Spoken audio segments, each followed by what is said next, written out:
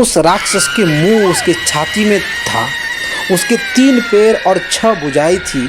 भुजा उसका 6 था, लेकिन उसके हाथ 3 थे और होंठ मोटी मोटी थे। 3 हाथ मोटा उसका होंठ था और उसके 1 हाथ ऊंची उसके नाक थी और 7 हाथ लंबा उसके जीवा था। वो एकदम लपलपा रहा है। शरीर के रुए जैसा कि सिंदूर के कांटे की तरह, एकदम वर्षा की तरह एकदम चुभे हुए हैं। भयंकर बड़े बड़े दांत और दांत टेढ़े मेढ़े हैं। इतना बड़ा भयंकर राक्षस भी सिर्फ एक बार मात्र गिरिराज शिला के स्पर्श में ही और श्री कृष्ण पार्षद बन के तैयार हो गया। ये किस प्रकार हुआ, इस घटना इस प्रकार आप सुनिए। दक्षिण भारत में गोमती नदी के तट पर विजय नाम की एक प्रसिद्ध ब्राह्मण हुआ करते थे। वो अपने कर्ज उठाने की वसूल करने के लिए मथुरापुरी में आए और अपने कार्य करके घर में लट जा रहे हैं। तो वन के मार्ग से जा रहे हैं तो शमशान जगह, इसीलिए एक टुकड़ा, एक पत्थर के टुकड़ा अपने हाथ में ले रखा कि अगर किसी प्रकार का शियार कुत्ता आया तो मारेंगे, अपने को बचाव करने के लिए। तो लाकीली जो पत्थर जो लिए है वो एक गिरिराज का खंड निकला, गिरिराज का टुकड़ा, गिरिराज का पत्थर ले लिया। और वही जो असुर का मैं, राक्षस का मैं वर्णन किया कि उसके छाती पे उसका मुंह है, उसका 3 हाथ लंबा जो उसका होंठ है, जीवा उसका 7 हाथ है। तो इस भयंकर राक्षस उसके सामने तब चल के आ रहा है उसको खाने के लिए, उस ब्राह्मण को खाने के लिए। ब्राह्मण तो डर के मारे उसके से पूरा हक्का बक्का हो गया और पसीना निकल रहा है। वो क्या करे क्या ना करे उसको कुछ समझ ही नहीं आ रहा है। वो भाग भी नहीं पा रहा है, जा भी नहीं पा रहा है। वो एकदम शिथिल होके उस स्थान पे पड़ गया और अपने ताकत जुटा करके उस राक्षस के ऊपर जो है वो गिरिराज खंड को दे मारा। यही गिरिराज खंड के स्पर्श उस राक्षस के ऊपर हुई है, वो राक्षस एक सुंदर सा कृष्ण वर्ण के एक बालक से परिणत हो गया। उसके शरीर श्री कृष्ण के जैसा है, उसके हाथ में बांसुरी है, वस्त्र है, गोपाल की तरह वो एकदम वर्ण ले लिया। भगवान के सर्प मुक्त उसको मिल गया।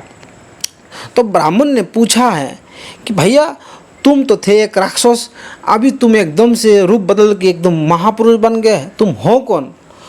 तो उसके पूरा वृत्तांत तो बताया कि हे महापुरुष, हे ब्राह्मण राज, आप जिस खंड से मुझे मारा है वो एक्चुअली गिरिराज शिला के खंड था, जिसके स्पर्श मात्र से मेरा अनंत जन्म का अनंत पाप बिल्कुल उसी समय नष्ट हो गया। हे महापुरुष, आप कृपा करके मुझे अनंत पाप से रक्षा किया। आप मेरे परम पूज्य हैं। तो ब्राह्मण ने कहा कि अच्छा, ये जो गिरिराज खंड था वो मुझे भी मालूम नहीं था। अगर ये गिरिराज खंड है कोई बात नहीं, तो गिरिराज के बारे में कुछ और महत्व बताइए, मैं आपसे मुंह से गिरिराज के बारे में सुनना चाहता हूँ। बाद में वो जो असुर राक्षस था अभी वो देवता बन गया, अर्थात कृष्ण के पार्षद बन गया। तो वो उसके अपने मुख से गिरिराज के पूरा महिमा वर्णन किया। इस अध्याय में मैं पूरा महिमा वर्णन नहीं कर सकता हूँ क्योंकि वो इतना विशाल है, इतना बड़ा महिमा वर्णन किया है। इतना समझ लीजिए, संपूर्ण पृथ्वी और संपूर्ण ब्रह्मांड में जितना तीर्थ है, जितना देवता है, जितना ऋषि है, जितना व्रत है, जितना नदियां हैं, जितना पुण्य है, दान है, व्रत है, यज्ञ है, देवी पूजा, देव पूजा, गंधर्व पूजन और जितना सारे तपस्याएं हैं, उन सब करने के बावजूद भी अगर वो करे और कोई अगर गिरिराज गोवर्धन की एक परिक्रमा लगा दे, उनके एक बार दर्शन कर ले, दूध से उनको स्नान करा दे, तो उन समस्त पुण्य कर्म से भी अधिक कोटि गुना ज़्यादा फल गिरिराज महाराज देने में समर्थ है। वो सिद्ध कह रहे हैं। सिद्ध कह रहे हैं कि ब्रह्मांड में जितना तीर्थ है, नदियाँ हैं, पर्वत है, एकादशी व्रत है, वो व्रत है, जो भी कुछ है, मथुरा मंडल में जो वास करने का जो फल है, उससे भी अधिक महत्व है कि गिरिराज जी की एक परिक्रमा, गिरिराज जी के एक दर्शन। इतना महिमा है गिरिराज जी की। श्रीमद् भागवत में भी वर्णन है, भगवान स्वयं श्री कृष्ण इंद्र पूजन को बंद करके और स्वयं गिरिराज पूजन किया। इससे इंद्र बहुत नाराज हो गया और 7 दिन 7 रात तक बारिश किया, लेकिन भगवान श्री कृष्ण जिसका रक्षक बन जाते हैं उसका बाल तो कोई बाका नहीं कर सकते हैं। उसके बाद इंद्र भी समझ गया और इंद्र भी बाद में गिरिराज जी के चरण में प्रणाम किया है। तो गिरिराज के महात्मा समस्त शास्त्रों में है। भगवान श्री कृष्ण स्वयं गिरिराज के महिमा को ब्रजवासियों को बतलाया और समस्त ब्रजवासियों से गिरिराज की परिक्रमा कराया। हमारे गौरांग महाप्रभु भी जब नीलाचल में लीला विलास कर रहे थे उस समय उनके पास भी एक गिरिराज हुआ करते थे और उनका सेवा पूजा करते थे। अभी भी वो गिरिराज है, आप लोग दर्शन कर सकते। राधा कुंड के तट पे एक है और गोकुलानंद भगवान के मंदिर में भी भगवान श्री कृष्ण के अंगूठा के चिन्ह, महाप्रभु के अंगूठा के चिन्ह एक गिरिराज शिला है छोटा सा।